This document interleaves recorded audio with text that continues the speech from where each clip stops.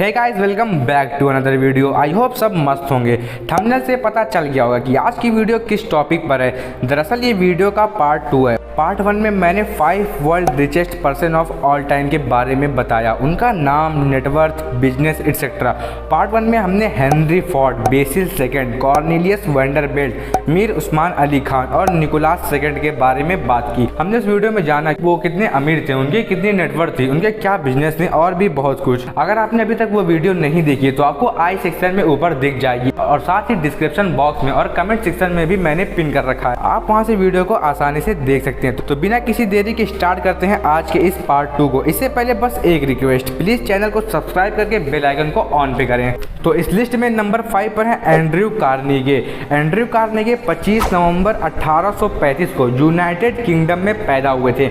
Andrew Carnegie एक businessman थे और ये स्कॉटलैंड में पैदा हुए थे। फिर जब ये 12 साल के हुए तो इनकी फैमिली 1848 में यूएसए शिफ्ट हो गई थी। शुरू में एंड्रयू ने एज अ टेलीग्राफर काम किया। 1860 में एंड्रयू ने रेल रोड में इन्वेस्टमेंट किया और साथ ही स्लीपिंग कार और ऑयल ड्रिल्स में भी इन्होंने इन्वेस्टमेंट किया और इन इन्वेस्टमेंट से एंड्रयू कार्नेगी को बहुत ज़्यादा फायदा हुआ और उस टाइम स्टील इंडस्ट्री में काफ़ी प्रोग्रेस हो रहा था। एंड्रयू ने स्टील इंडस्ट्री में अपना कदम रखा और यूएस में एक स्टील कंपनी खोल दी। देखते ही देखते कंपनी बहुत बड़ी बन गई। फिर एंड्रयू कार्नेगी ने 1901 में जेपी मॉर्गन को ये कंपनी बेच दी, जिसे आज हम यूएस स्टील कॉरपोरेशन के नाम से जानते हैं। और इस कंपनी को बेचने के बाद एंड्रयू कार्नेगी बहुत ज़्यादा अमीर बन गए और उस टाइम के सबसे अमीर शख्स जॉन डी रॉकफेलर, इनका नाम याद रखिएगा, वीडियो में आगे बात करते हैं। तो इन्होंने जॉन डी रॉकफेलर को 7 सालों तक पीछे कर दिया था। एंड्रयू ने जिस चीज़ में भी इन्वेस्टमेंट किया था उन्हें उन सारे इन्वेस्टमेंट से बहुत ज़्यादा फायदा मिला।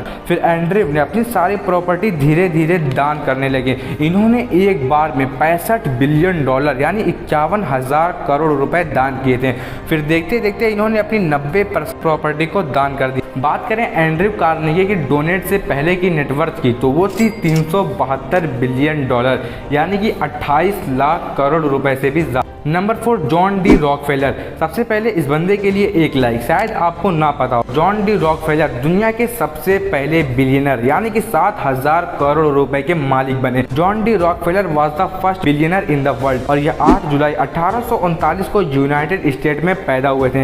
रॉकफेलर एक अमेरिकन बिजनेसमैन थे और जॉन डी रॉकफेलर को अमेरिका का अब तक का सबसे अमीर आदमी माना जाता है और इन्हें बिजनेस विरासत में नहीं मिला था, बल्कि ये एक मिडिल क्लास फैमिली से बिलोंग करते थे। और रॉकफेलर 16 साल की उम्र में बुक कीपर की जॉब करने लगे। जॉब करते करते इन्होंने बहुत सी बुक्स पढ़ा, अलग अलग चीज़ों का नॉलेज लिया और जॉन डी रॉकफेलर 20 साल की उम्र में बहुत से बिजनेस स्टार्ट कर दिए पार्टनरशिप पर। जॉन का सबसे बेस्ट बिजनेस ऑयल रिफाइनिंग का था। 1870 में रॉकफेलर ने स्टैंडर्ड ऑयल कंपनी शुरू की और इस कंपनी को रॉकफेलर ने 27 सालों तक चलाया और ये अपनी कंपनी के सबसे बड़े शेयर होल्डर थे। और उस टाइम यूएसए में 90% ऑयल रॉकफेलर की स्टैंडर्ड कंपनी में रिफाइन होती थी, जिससे रॉकफेलर बहुत ज़्यादा अमीर बन गए। आज के हिसाब से देखा जाए तो जॉन डी रॉकफेलर की नेटवर्थ $400 बिलियन यानी इंडियन रुपीज में 32 लाख करोड़ रुपए से भी ज़्यादा थी। नंबर 3 मनसा मूसा फर्स्ट और ये 1280 में माली एम्पायर में पैदा हुए थे। मनसा नाम का मतलब होता है सुल्तान और मनसा मूसा माली साम्राज्य के 10वें सुल्तान। और मनसा मूसा के टाइम माली देश पूरी दुनिया में उस टाइम सबसे ज़्यादा गोल्ड प्रोड्यूस करता था और गोल्ड की वजह से उस टाइम मनसा मूसा से अमीर कोई भी नहीं था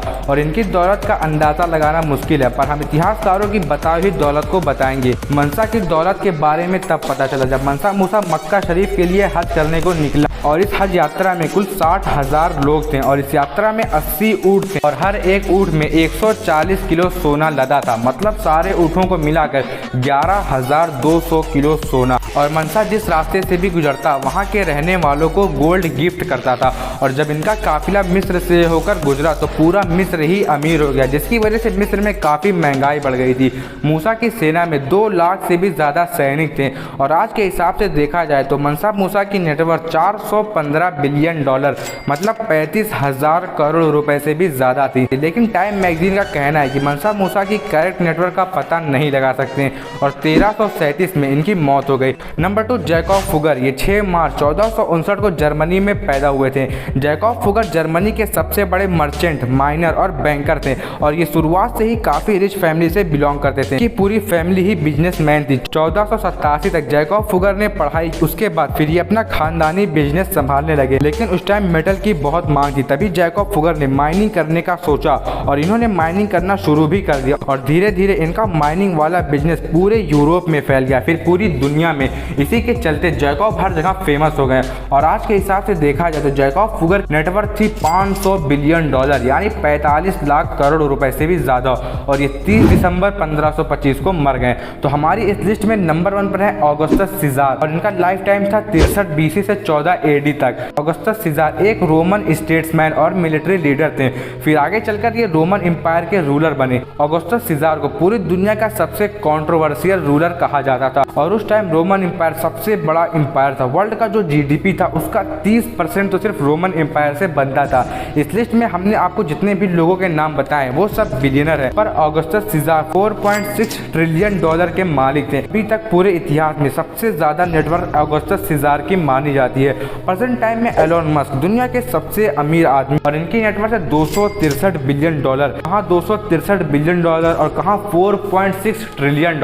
आप समझ सकते हैं 4.6 ट्रिलियन यानी 5 करोड़ 45 लाख करोड़ रुपए से ज्यादा होते हैं। लेकिन इतिहासकारों का मानना है कि एम्परर सिंजोंग, किंग सोलोमन और जंगीज खान ऑगस्टस सीजार से भी ज्यादा अमीर थे, पर इन 3 शासकों की दौलत के बारे में पता नहीं लगा पाया था, इसलिए इनका नाम इस लिस्ट में नहीं आता है। तो ये थे top 10 richest person of all time. Part 1 में हमने 5 लोगों के नाम बताए और आज के पार्ट 2 में हमने 5 लोगों के नाम बताए। उम्मीद है आपको वीडियो पसंद आई होगी। अगर आपको वीडियो अच्छी लगी हो तो वीडियो को एक लाइक एंड अपने दोस्तों में शेयर जरूर करिएगा और अगर चैनल पर नए हैं तो चैनल को सब्सक्राइब करके बेल आइकन को जरूर ऑन करें। मिलते हैं जल्दी किसी नेक्स्ट वीडियो में। आप लोग कमेंट में टॉपिक बता सकते हैं कि मैं किस टॉपिक पर पूरी वीडियो बनाऊं। Say good bye and take care.